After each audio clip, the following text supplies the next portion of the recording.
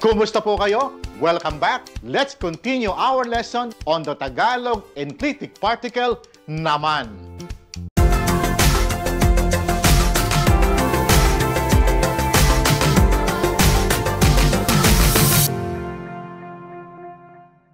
In the past videos, we have learned how to use the Tagalog enclitic particle na, pa, ba, lang, and naman. By now, you should know that Tagalog enclitic particles are monosyllabic and duosyllabic words that grammatically connect two words that convey different nuances and meanings. Check out my previous videos on the Tagalog enclitic particles if you have missed them to get you up to speed. The links are in the description box down below.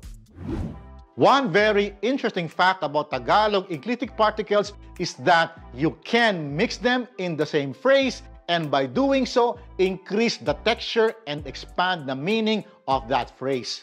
So, let's take a look at how mixing the enclitic particle naman with na, pa, ba, and lang to create new meanings to a phrase or a sentence in Tagalog. This is a big topic, so I'm breaking down this topic into 3 videos, starting with this one so that you are not overwhelmed. So, tara! Simulan na natin. But before we do that, please be mindful of 2 things. Number 1, enclitic particles are hard to translate directly to English and are highly dependent on context.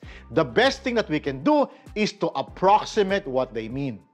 Number 2, our examples are by no means extensive as the usage can be varied, but they are enough to get you started in using these Tagalog enclitic particles to enrich your learning of Tagalog. Though they are hard to translate, they do have some general overall meanings, like for example, na naman, announcing the return or reappearance of a subject. Pa naman, stating the nature of someone's capability to do something. Ba naman, questioning one's ability to dare to do something. Lang naman, humbly stating one's presence without attaching too much importance to it. Like I said, these are general meanings, but they may change a bit depending on the context. So, let's get right on to it. Let's get it on with some sample phrases or sentences. Let's begin with simple phrases with the combination of na and naman. Na naman, which is announcing the return or reappearance of a subject. Let's start with these. Ako na. I'll go first. Let me do it. Ako naman. It's my turn. I've been waiting long enough. Remember them from our previous videos?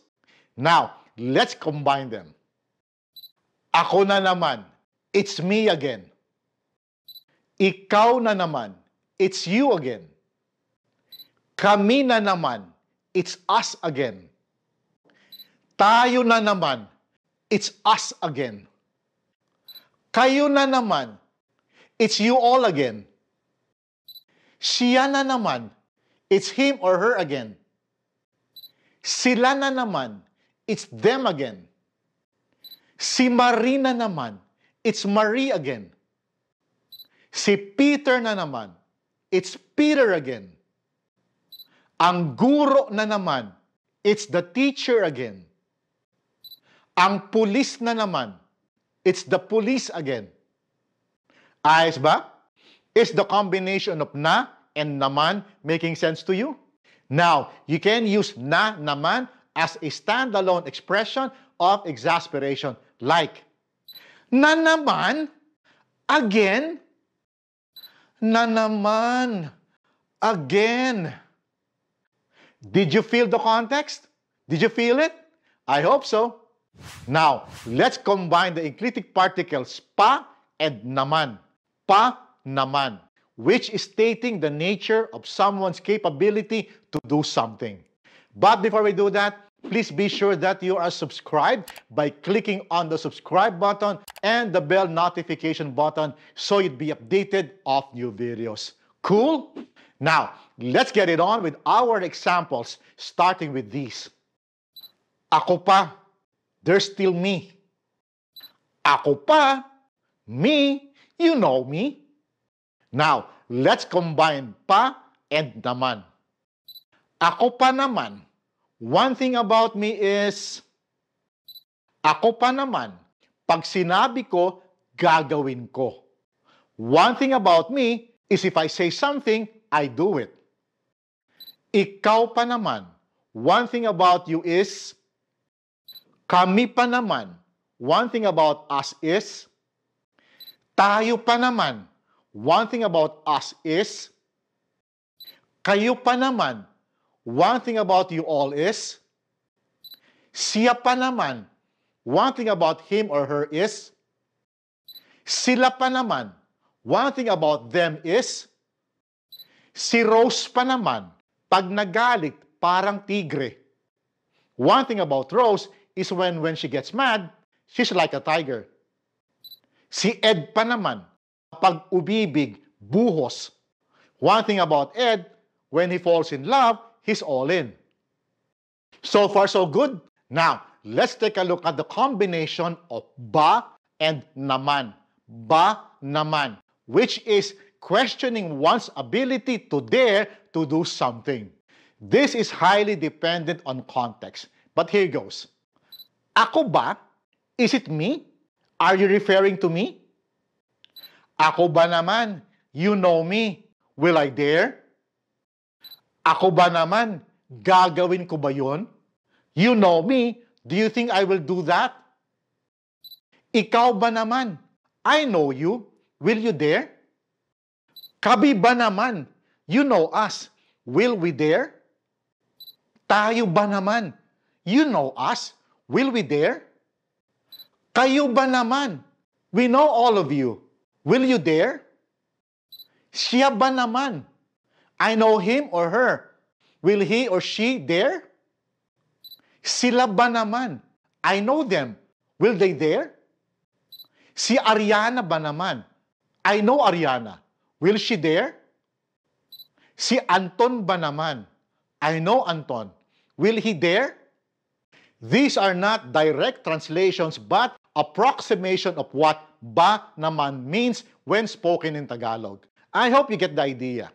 And if you're enjoying this video so far, please be sure to hit the like button because that will help in growing this channel. Cool? Lastly, let's combine lang and naman. Lang naman, which is stating one's presence without attaching too much importance to it. Does the definition make sense to you? Well, let's take a look at these examples. Ako lang, it's just me, no one else. Ako lang naman, it's just me, no big deal. Ikaw lang naman, it's just you and no one else really, no big deal. Kami lang naman, it's just us and no one else really, no big deal. Tayo lang naman, it's just us and no one else really, no big deal. Kayo lang naman ang may gusto. It's just you all who wants to and no one else really, no big deal. Siya lang naman ang ayaw. It's him or her who doesn't want to and no one else really, no big deal. Sila lang naman ang aalis. It's just them who will leave and no one else really, no big deal. What I've talked about are just a fraction of how naman is combined with the particles na, pa, ba, and lang. There are more uses and I will cover those in the next videos. So please be sure to catch that. I will see you then. Maraming salamat po at hanggang sa susunod.